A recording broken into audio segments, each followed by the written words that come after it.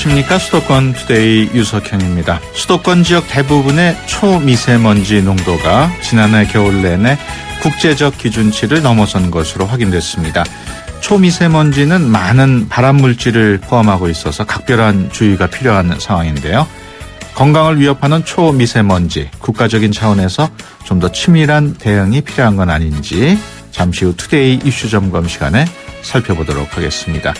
2부에서는 이번 주 경기도에서 어떤 정책을 준비했는지 자세하게 알아보는 수도권 행정탐방 시간 마련돼 있습니다. 화제가 되는 뉴스를 책을 통해서 재미있게 풀어보는 시간이죠. 월요 책방 코너도 준비되어 있습니다. 오늘 방송과 관련해서 궁금하신 내용이나 의견이 있으신 분들은 짧은 문자 50원, 긴 문자 100원의 이용료가 있는 휴대폰 유료 문자 샵 0945번으로 문자 주시기 바랍니다. 의견 보내주신 청취자분들을 위해서 상품 준비했습니다. 참 쉬운 중국어, 문정아 중국어 온라인 수강권 준비했으니까요. 유료 문자 샵 0945 많은 참여 부탁드립니다. 3월 23일 월요일 수도권 투데이 시작합니다.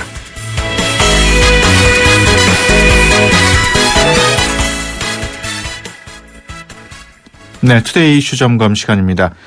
주말 내내 황사, 미세먼지가 전국을 뒤엎었다는 뉴스 청취자분들도 많이 접하셨을 겁니다. 특히 미세먼지가 세계보건기구에서 발암물질로 지정됐다는 사실이 알려지면서 봄철 우리 건강을 위협하는 미세먼지에 대한 관심이 점점 높아지고 있습니다. 하지만 관리와 대책은 미미한 상황입니다. 그래서 오늘은 국회 환경노동위원회 소속 새정치민주연합 장하나 의원 전화로 연결해서 자세한 얘기 나눠보겠습니다. 안녕하세요. 네, 안녕하십니까. 네, 먼저 황사나 미세먼지, 또 최근에는 초미세먼지 얘기가 많이 나오고 있는데 어떤 차이가 있고 또 얼마나 위험한지 먼저 설명을 해 주실 수 있을까요? 네, 미세먼지, 초미세먼지 말씀을 많이 들으셨을 텐데요. 미세먼지는 1000분의 10밀리미터보다 작은 먼지 얘기를 하고요. 네. 초미세먼지는 최근에 많이 대두됐습니다. 1000분의 2.5mm. 그러니까 훨씬 더 직경이 작고 우리 머리카락의 20분의 1에서 30분의 1 직경이다. 그러니까 상상 이하로 작은 이런 먼지인데요. 네. 실제로 둘 다 그 원인은 자동차나 화석 연료들을 연소하는 과정에서 발생합니다. 근데 초미세먼지는 이 미세먼지가 대기 중에서 황산화물, 암모니아, 휘발성 유기화합물 등과 2차 반응해서 먼저 말씀해 주신 대로 발암물질 훨씬 가깝고요. 위험한 먼지로 2차 과정에서 생긴다는 것을 말씀을 드리고요. 또 미세먼지보다 훨씬 작기 때문에 우리 인체 내 기도 등에서 어떤 필터링 걸러지지를 못하고 폐포 깊숙이까지 침투하기 때문에 심장질환과 호흡기 질환을 이제 사망에 이르는 경우까지 발생을 하게 됩니다. 우리 국립과학 환경과학원에서 연구한 결과 미세먼지의 그 어떤 10마이크로그램이 미세먼지가 하루에 증가했다 그랬을 때 조기 사망률이 0.3% 증가한다면 초미세먼지는 0.8% 증가하니까 얼마나 더 위험한지 이 어떤 수치로도 나와 있는 상황입니다. 네, 초미세먼지 농도 먼지의 위험성에 대해서 쭉 설명을 해 주셨는데 네네. 수도권 지역의 경우 그 농도가 점점 높아지고 있다고요? 네, 지금 수도권 청취자 여러분들 가장 궁금해하실 텐데요. 아까 위험하다고 제가 말씀드렸던 초미세먼지 농도에 대해서 우리 국립환경과학원의 월별 자료를 제출받아서 봤습니다. 네. 그랬더니 이제 특히 또 뭐 위험했던 몇몇 특정소가 있어서 굳이 말씀을 드리면요. 지금 세계보건기구 WHO 기준치는 25 마이크로그램이고요. 네. 안타깝게도 대한민국의 기준은 그 2배나 되는 50 마이크로그램입니다. 이것부터 좀 짚어드리고, 근데 이 서울 구의 측정소의 경우에는 이제 2013년 11월부터 해서 6개월 연속 그 WHO 기준이 25 마이크로그램을 넘어섰습니다. 6개월 연속 그 월별 평균이 넘어섰다고 하니까 얼마나 심각한지 아실 거고요. 인천 구월동의 경우에는 2013년 11월부터 7개월 연속, 그리고 경기도 의왕 측정소는 2013년 12월부터 6개월 연속 이렇게 그 초미세먼지가 하루만 높은 게 아니라 월별 평균치가 장기간 이제 WHO 또는 한국 기준을 넘어서는 측정소들이 의외로 많았습니다. 예. 그래서 우리가 보도를 통해서 이렇게 경고를 받는 것보다는 항시 좀 이런 위험에 대한 대비를 뭐 국민들이 아니라 저는 정부 주도적으로 해야 된다 이렇게 말씀을 드립니다. 예, 그 자료를 보면은 뭐 계절별 차이가 있나요? 봄, 여름, 가을, 겨울 봤을 때? 네, 지금 아무래도 뭐 예전보다는 훨씬 그 계절에 대한 차이는 많이 사라졌습니다. 예전에 네. 우리가 봄철 황사, 그리고 황사에서 미세먼지, 그리고 초미세먼지, 요렇게 좀 연관성이 있었는데, 지금은 이제 어떤 일정 기간, 봄철에만 있는 게 아니라 아까 말씀드렸던 대로 6개월, 7개월 연속해가는 과정이 있기 때문에, 예. 그 앞뒤로 뭐 겨울이라던가 이제 봄 한창 지나서까지도 계속 영향을 주는 상황입니다. 그래서 이제 더 이상 좀 계절성보다는 항시 위험에 대비를 해야 된다로 파악을 하는 게 옳은 것 같습니다. 예. 그 미세먼지 경보 또는 주의보 발령 기준이 있습니까? 네, 발령 기준이 미세먼지는 이제 주의보가 120 마이크로그램, 네. 그리고 경보는 250 마이크로그램. 그러니까 우리 평소 기준치에 비해 상당히 높을 경우에 네. 이런 주의보 경보가 발령이 되고요. 그리고 초미세먼지는 65 마이크로그램일 때 주의보, 150 마이크로그램일 때 경보. 그래서 한 반 정도 수치로 네. 아시면 됩니다. 그러니까 2배 이상 위험하고 이제 그 경보 기준은 2배 이상 작겠죠, 수치가. 네. 그래서 이게 우리 정부가 이런 오염물질 농도 관리하는 기준치를 가지고는 있는데요. 아까 말씀드렸던 그 WHO, 그러니까 세계 기준의 그 2배 이상 수준이라는 게 가장 우려되는 부분입니다. 장 의원께서는 그런 기준을 좀 강화해야 된다고 보시는 거죠? 네, 맞습니다. 일단 뭐 저희 나라 우리 대한민국 국민들만 초미세먼지, 미세먼지의 2배 이상 강인한 어떤 신체를 가지고 있지 않기 때문에 저는 세계 기준, 그러니까 일단 WHO뿐만 아니라 지금 미국, 일본은 35 마이크로그램이고요. 캐나다가 30, 호주 25. 그리고 WHO 25 이렇게 그 세계적으로 이제 통용되는 수치를 우리만 2배 이상 갖고 있을 이유가 없기 때문에요. 네. 저는 여기에서 정부가 높은 기준치를 둔 것은 이게 기준치를 낮출수록 정부에서 행정력과 재정과 여러 가지 노력을 투입해서 이 기준치를 준수하고 국민들에게 안전을 이제 그 권고하고 여러 가지 조치를 해야 되지 않습니까? 네. 근데 수치가 높다는 건 정부의 의지가 약하다는 것을 좀 반증해 준다고 보거든요. 네. 그렇기 때문에 저는 최근에 특히 미세먼지, 초미세먼지 대한민국이 안전지대가 아니므로 당연히 기준치 낮춰야 된다 이렇게 말씀드려야죠. 예. 미세먼지 주의보 경보가 발령됐을 때 대응 같은 것도 관련법에 규정이 돼 있겠죠? 네, 맞습니다. 근데 대기환경보전법 8조에 근거해서 아까 말씀드렸던 경보주의보 발령을 하는데요. 네. 여기에도 저는 좀 문제점이 있다.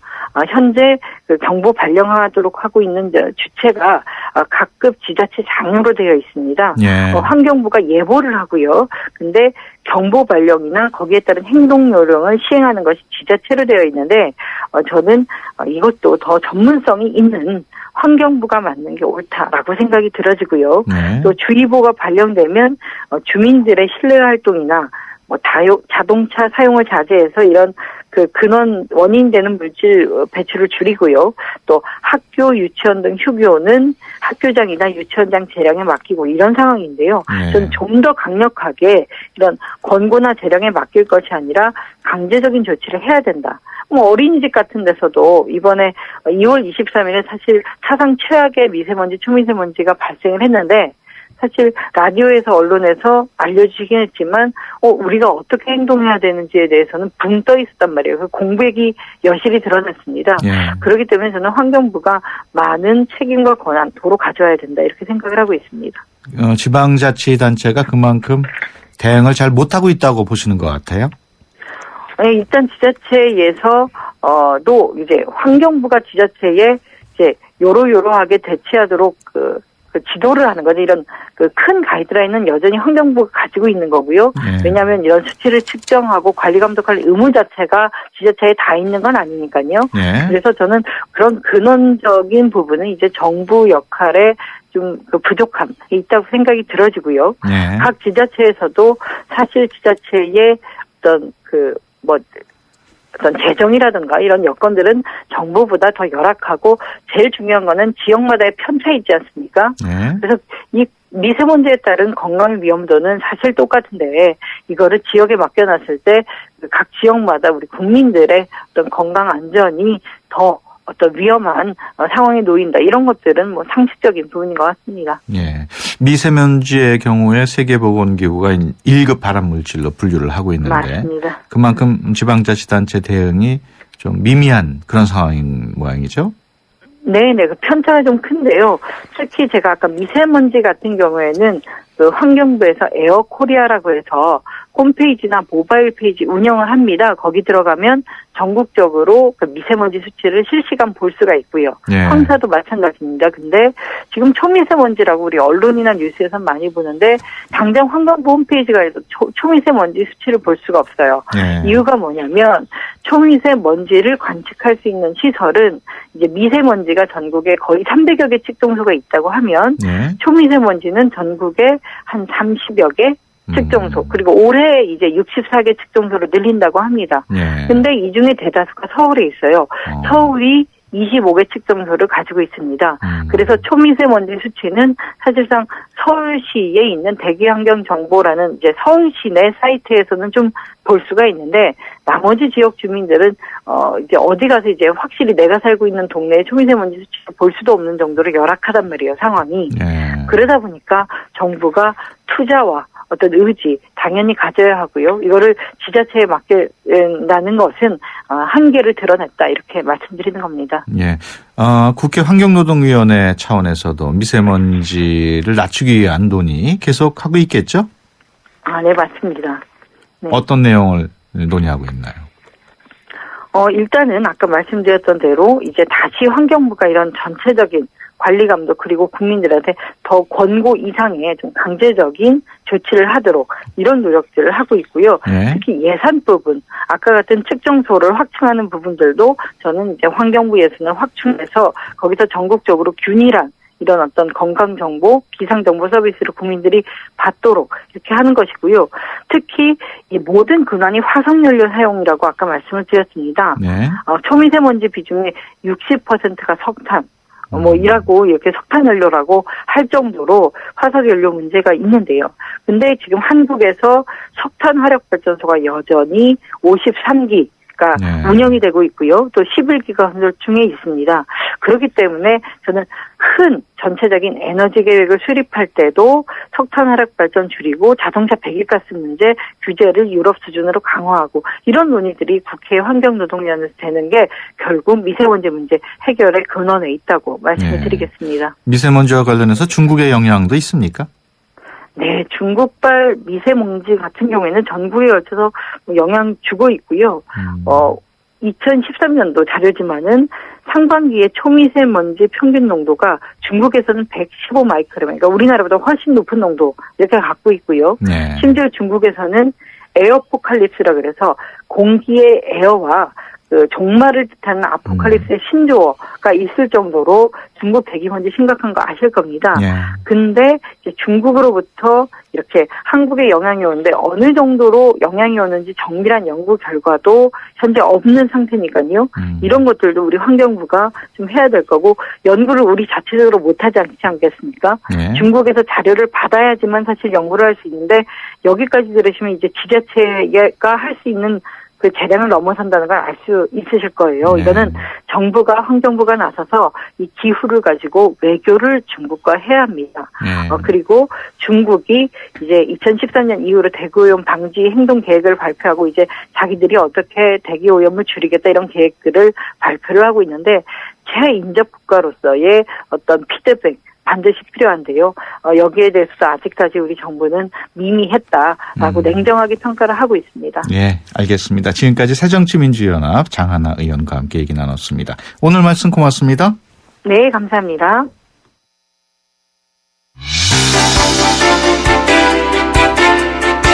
여러분은 지금 YTN 라디오 수도권 투데이를 듣고 계십니다.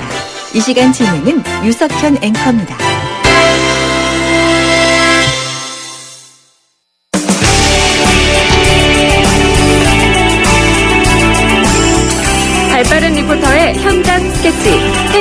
리포터 현장.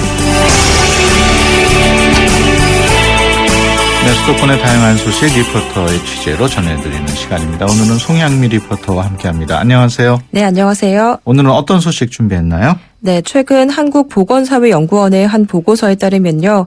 남성의 가사노동과 자녀 돌봄 시간이 지난 10년간 고작 14분 증가했다, 이런 연구 결과가 나왔습니다.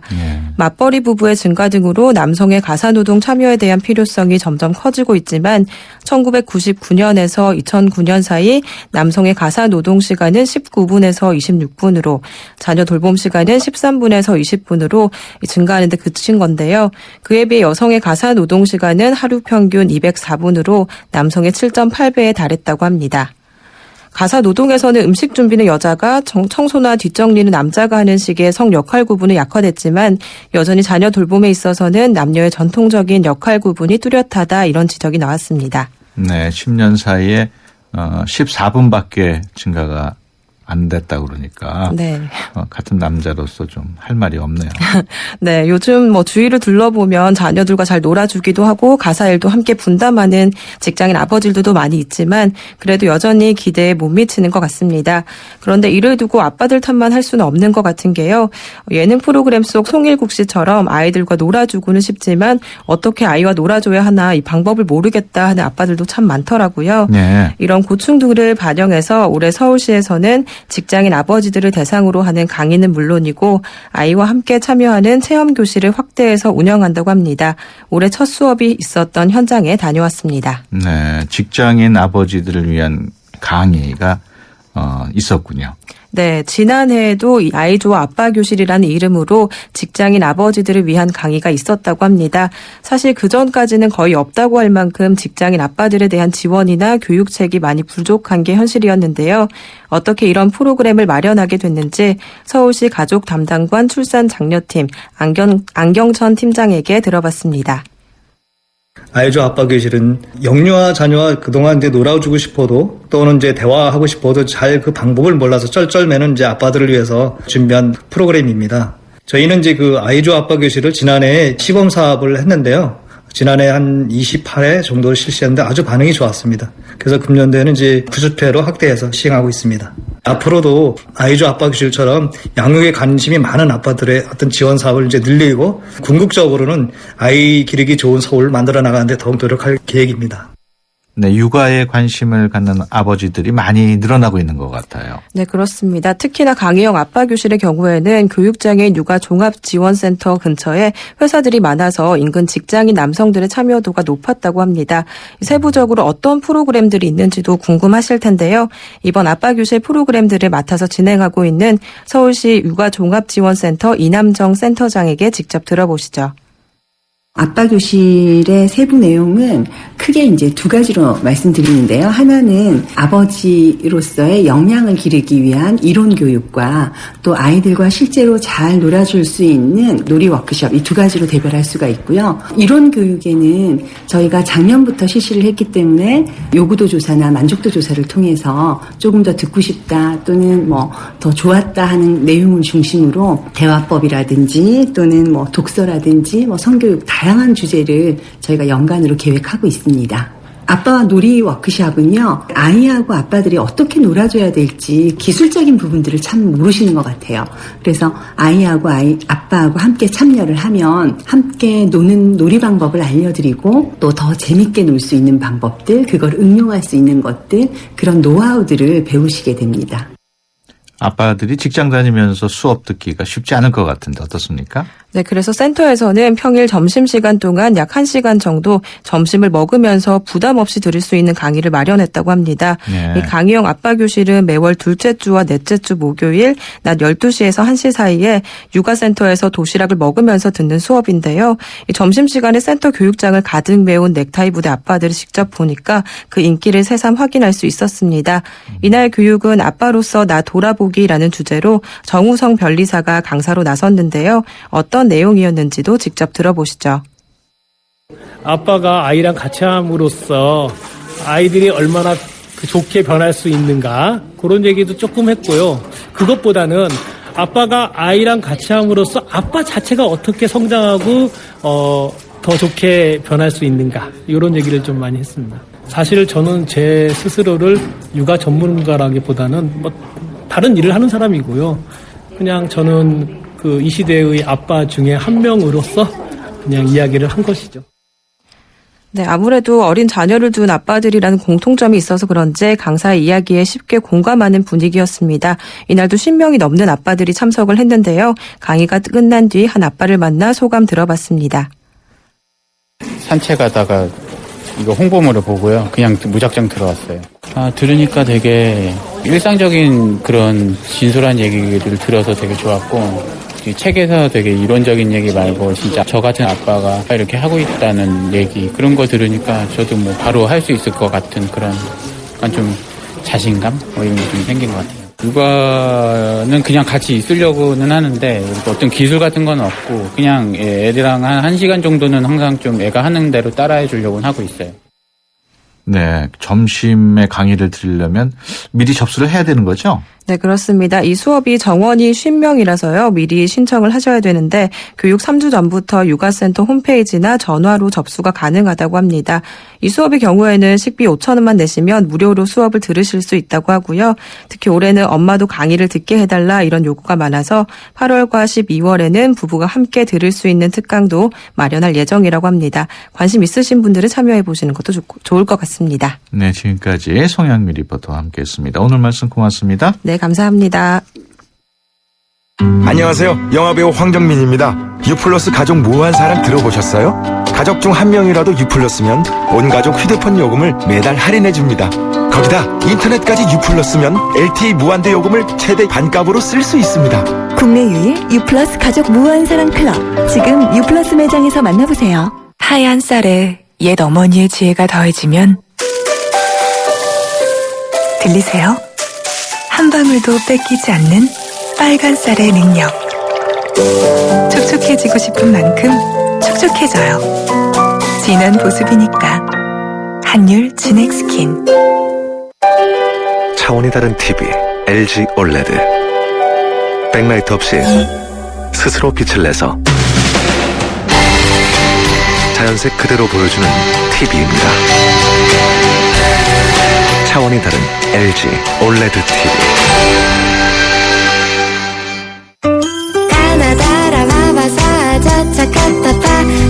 전해주고 싶은 얘기 바람병에 담으면 그리 모자랄지도 몰라. 병 하나에 담을 수 없는 초정탄산수 이야기. 파란을 일으키다. 초정탄산수. 피자 가격이냐 맛이냐 그것이 문제로다. 광수씨, 피자헛에선 둘 다 포기하지 마세요. 크랩시림프, 포테이토 소시지, 치즈 치즈, 갈릭 불고기. 5천만이 사랑하는 토핑만 올려 더 맛있는 피자. 두 판 주문 시 한 판 9,900원. 피자헛. 네, 수도권 투데이 1부 여기서 마치고요. 잠시 뒤 2부에서 뵙겠습니다. 좋은 정보 다 모여있는 YTN FM 라디오. 오늘 함께하는 이 하루가 좋은 걸 유익한 라디오. 수도권 투데이. YTN 수도권 투데이.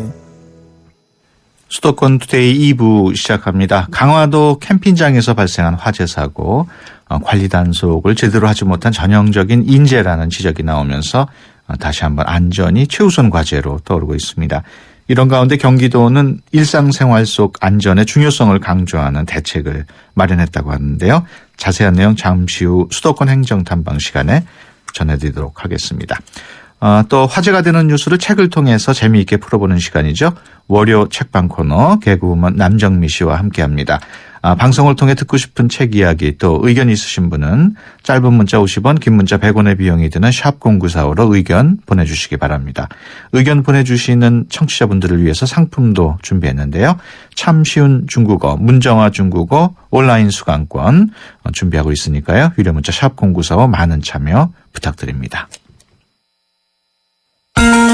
수도권에서 일어나는 모든 소식이 여기에. 수도권 이모저모.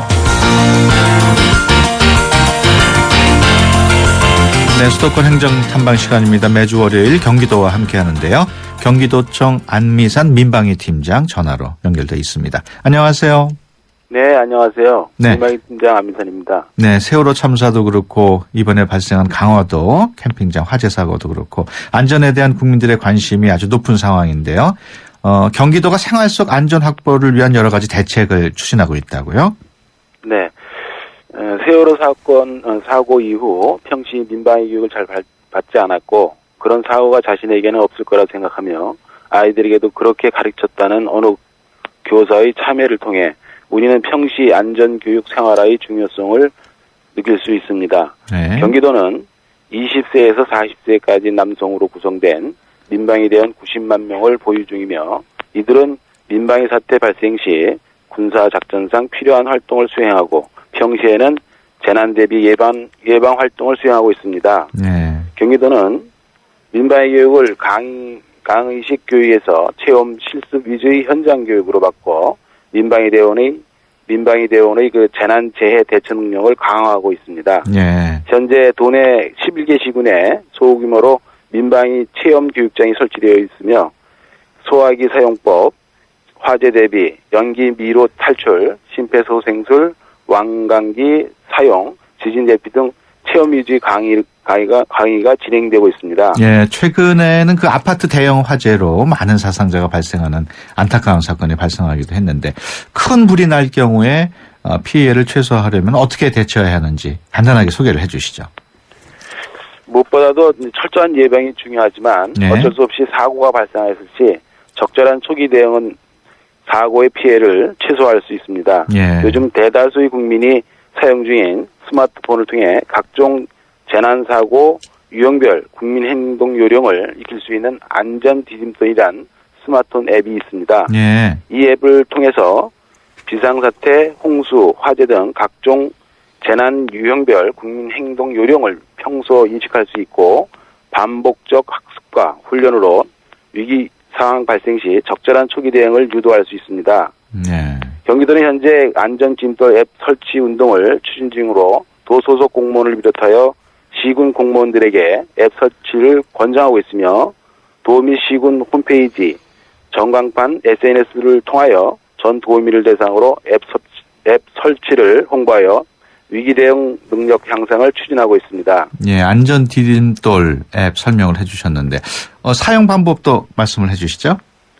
예, 우리가 소지하고 있는 그 스마트폰의 앱 플레이 스토어, 예. 앱 스토어에서 안전 디딤돌로 검색을 하시고 설치 버튼을 누르면 예. 설치가 되며 안전 디딤돌 앱에서는 국민 행동 요령뿐만 아니라 날씨 정보, 내 주변 병원, 약국, 대피소, 민방위 교육일 등 일상생활에 유용한 정보를 확인할 수 있어 생활에 많은 편익을 줄 것입니다. 예, 그 앱이 무료겠죠?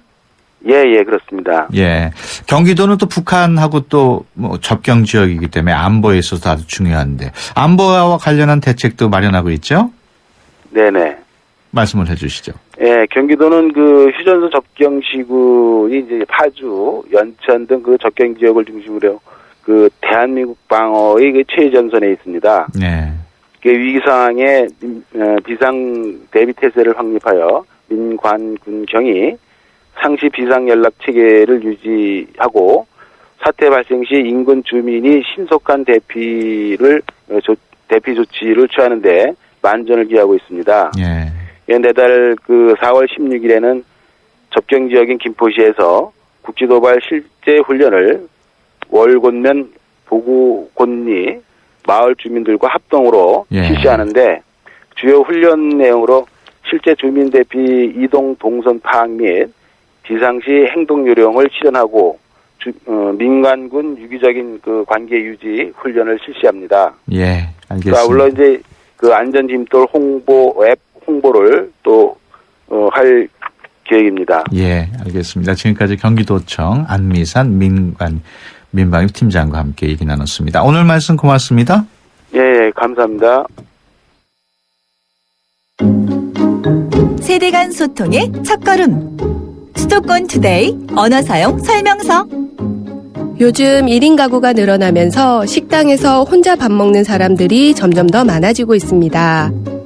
이렇게 혼자 먹는 밥을 요즘 젊은 사람들은 혼밥이라고 하는데요. 나는 자격증 공부하는데 바빠서 요즘 혼밥해. 시험 기간에는 시간을 아낄 수 있는 혼밥이 편하더라처럼 쓰이고 있습니다. 학점 관리, 자격증 준비 등으로 바쁜 대학생들이나 직장인들이 시간을 절약하고 편하다는 점에서 혼밥을 선택하고 있습니다.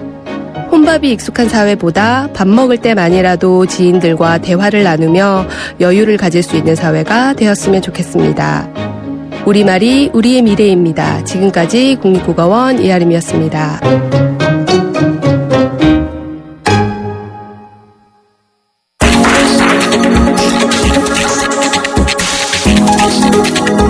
화제가 된 뉴스, 화제가 될 뉴스를 통해 맛있게 책 읽어드립니다. 개그우먼 남정미와 함께하는 월요 책방.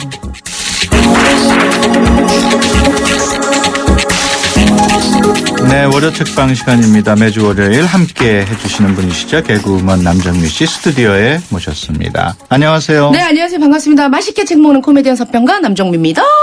네, 조금 천천히 말씀하셔도 돼요. 네, 그럴까요? 할 말이 너무 많았어. 오늘 골라온 뉴스부터 먼저 들어볼까요? 예. 요즘 문화면 보면 요런 말들이 많이 나옵니다. 100년 전 아들러 왜 지금 현대인을 위로하는가? 죽은 아들러가 요즘 고민에 답하다. 요래서 이제 아들러라는 이름이 되게 많이 등장을 하는데요. 예. 요즘 문화면 뉴스에 가장 자주 등장하는 이름이자 화제가 되는 단어를 꼽으라면 단언컨대 아들러일 것입니다. 그렇군요. 최근 아들러 심리학 관련 서적이 지난해 하반기부터 올해까지 집중적으로 출간돼서 거의 20여 종에 가까운 책들이 현재 서점에 올라와 있거든요. 예. 이 아들러 대체 뭘까요? 이 아들러는 대체 누굽니까? 저 김씨, 면 사무소 비는 자리 있으면, 아따, 모르는 애들 갖다 넣지 말고, 놀고 있는 우리 아들러. 그 아들일까요? 아니면, 여보, 아버님 댁에 보일러 말고 아들러 놓아드려야겠어요. 할 때 그 아들러일까요? 오늘은 심심찮게 등장하는 이름, 그 아들러에 대해 알아보고 그 아들러와 관련된 책을 소개해드리도록 하겠습니다. 네. 기시미 이치로와 고가 후미타케가 쓴 미움받을 용기. 요거 지금 거의 한 5주째 베스트셀러에 올라와 있거든요. 네. 그리고 기시미 이치로의 아들러 심리학을 읽는 밤을 맛있게 뜯어 먹어보도록 하겠습니다. 그러면 아들러 과연 누군지 먼저 알아볼까요? 그럴까요? 많은 사람들한테 심리학자 누구 아세요? 라고 물어보면 전 프로이트 알고 있습니다. 심리학자면 융이죠. 라고 생각할 텐데요. 그러면 질문을 바꿀게요. 심리학의 3대 거장은 누굽니까? 하면 뭐라고 대답을 할까요? 이젠 프로이트와 융 그리고 알프레드 아들러 라고 더해서 얘기하면 될 것 같습니다. 요 3명이요. 세계적으로 이제 심리학의 3대 거장이라고 불린다고 하네요. 예. 아들러는 조금 생소한데요. 프로이트에 가려져서 상대적으로 저평가된 것이 아닌가라는 의견도 있습니다. 아들러도 1870년 오스트리아에서 태어났습니다. 프로이트와 융도 전부 다 오스트리아 출신이죠. 원래 이 프로이트가 운영했었던 빈 정신 분석 학회의 핵심적인 회원으로 활약을 했었었는데요. 학설상의 대립이 생깁니다. 공부를 하다가. 그래서 난 여기 안 맞는 것 같아. 이래서 이제 프로이트 밑을 탈퇴를 한 다음에 독자적인 이론을 구축하게 됩니다. 학설상의 대립이라 하는 것은 이제 프로이트가 항상 주장했었던 것은 트라우마라는 개념이 있지요. 어렸을 적에 큰 충격을 받게 되면 이게 항상 마음속으로 남아서 삶에 문득문득 작용을 하고 지장을 준다라는 트라우마 개념이었는데요. 이제 아들러는 돌직구 비판을 날립니다. 그래서 프로이트랑 한판 붙게 됩니다. 야, 사람이 그 평생 살면서 온팡지게 많은 일을 겪는데 어떻게 그 한 사건의 충격으로 현재 그 복잡한 문제를 합리화할 수 있는 거야. 그거 엄청 저렴한 시도야. 아니요. 이렇게 얘기하면서 과거에 트라우마적 경험이 현재의 내 삶을 일방적으로 결정하도록 놔둘 수 없다라는 이야기를 하는데 이름하여 개인 심리학이라고 분할할 수 없는 것이다라고 얘기를 합니다. 요즘에 우리 열등감 요런 얘기 많이 하는데요. 요런 얘기를 현재의 의미로 처음 쓴 사람도 알프레드 아들러라고 합니다. 예. 뭐 어느 정도 동감이 되는 얘기 같아요. 예. 그렇죠. 그 아들러가 개인의 주체성, 뭐 긍정적인 사고를 강조하면서 특히 아이들을 대할 때 전폭적인 신뢰로 대하라 이렇게 주장했다면서요? 네네 맞습니다.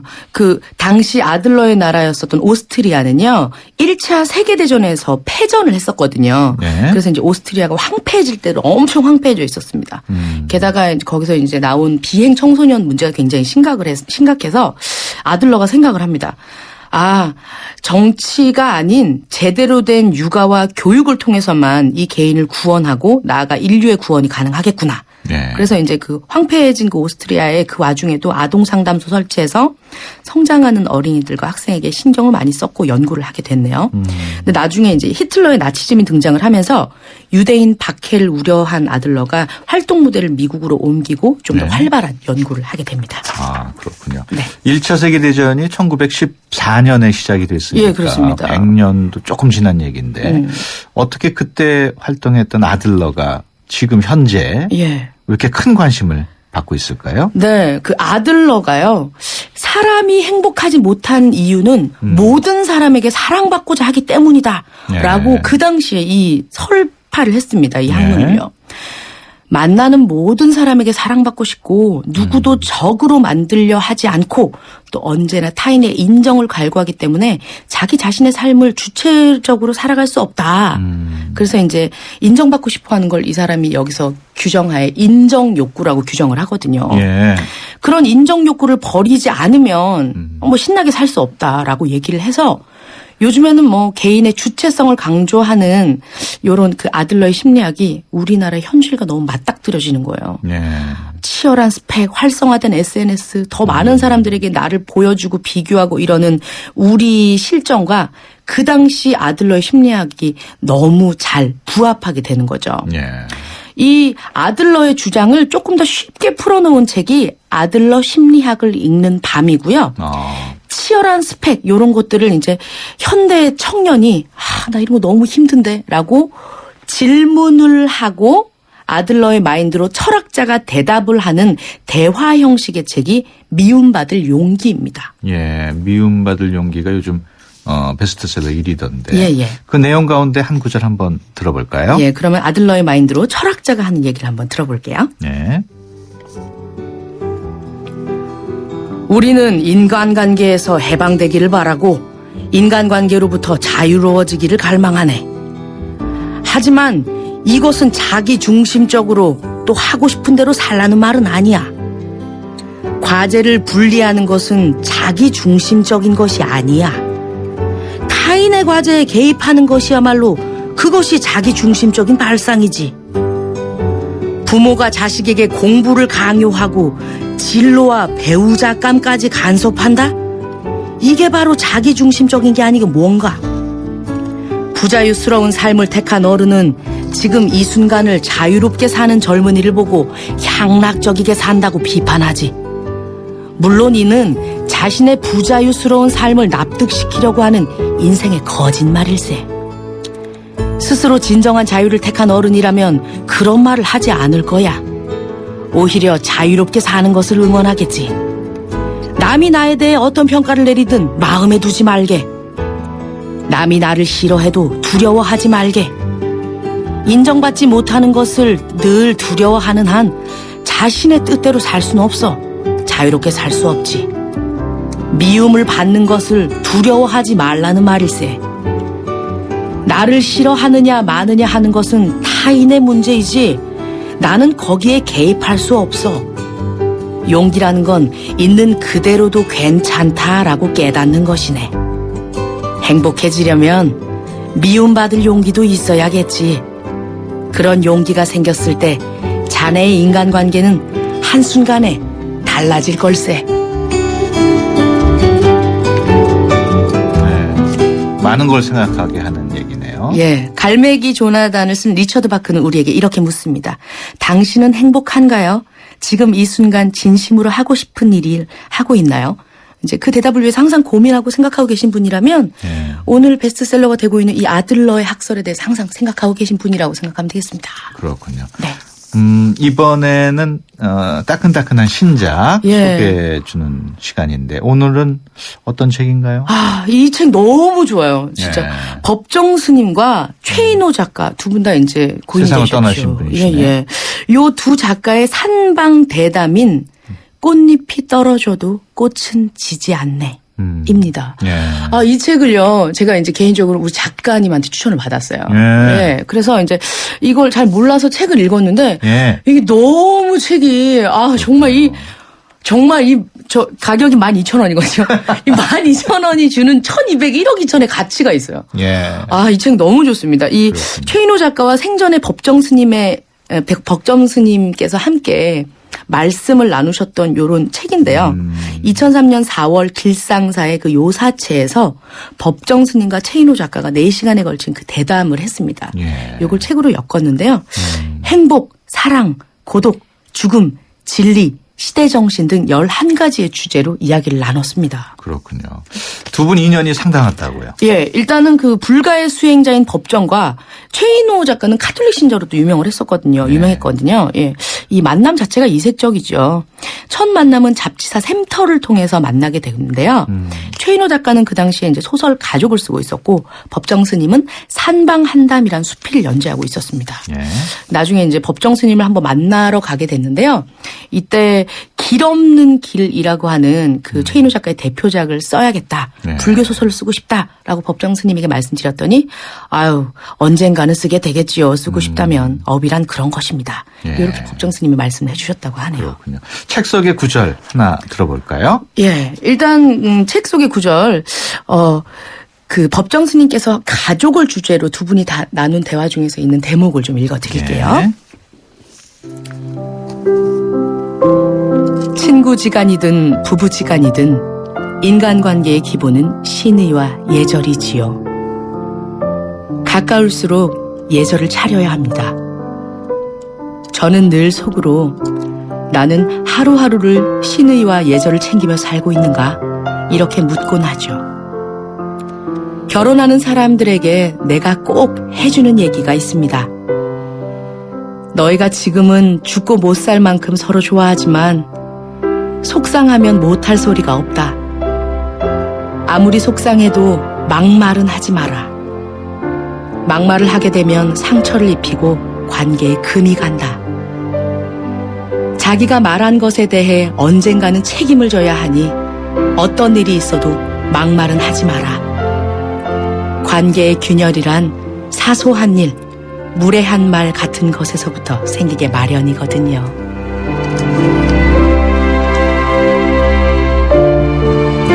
막말은 하지 말아야겠네요.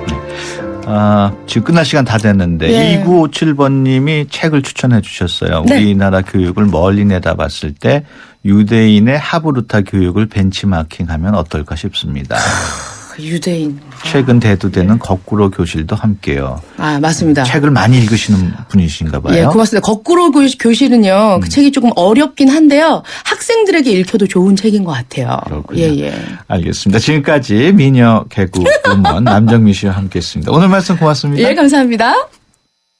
하얀 쌀에 옛 어머니의 지혜가 더해지면 들리세요? 한 방울도 뺏기지 않는 빨간 쌀의 능력. 촉촉해지고 싶은 만큼 촉촉해져요. 진한 보습이니까. 한율 진액 스킨. 1, 10, 100, 1000만, 10만, 100만, 1000만, 억, 10억, 100억, 1000억, 조, 10조, 100조. 무려 100조? 구글, 애플, 페이스북 같은 시가총액 100조 이상 기업들만 선별한 대신 100조 클럽 ELS. 대신이니까 ELS도 크게 드립니다. 대신증권 100조 클럽 ELS. 투자 전 설명을 청취하시고 원금 손실에 유의하세요. 에이스 고객 이정재. 침대를 말하다. 가구는 디자인만 보고 사도 되지. 근데 침대를 그렇게 사봐라. 아침에 어떻게 되겠어. 잡았으면 알 텐데. 침대는 가구가 아니다. 침대는 에이스다. 에이스 침대. 쉐보레 4주년 기념 빅4 업그레이드 프로그램. 인기 모델 구입하고 추가 비용 없이 업그레이드 받으세요. 크루즈 구매 시 트림 업그레이드. 캡티바는 프리미엄 팩으로, 말리부는 디럭스 팩으로, 올란도는 DMB 내비게이션을, 놓치기엔 너무 빅한 혜택. 3월 한 달간 일부 모델 제외 홈페이지 참조. Chevrolet. Find new roads.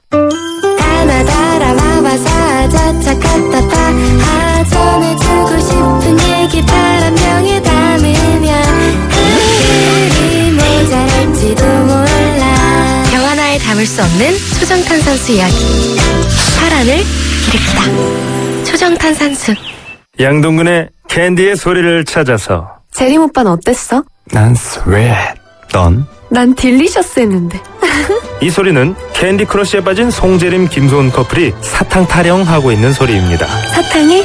그럼 다운해. 내 삶의 스윗 소다, 캔디 크러쉬 소다. 전체 이용가. 네, 오늘 선물은 2957번님께 선물 드리겠습니다. 수도권 투데이 오늘 순서 여기까지고요. 내일 오전 9시 10분에 다시 찾아뵙겠습니다. 함께해 주신 여러분 고맙습니다.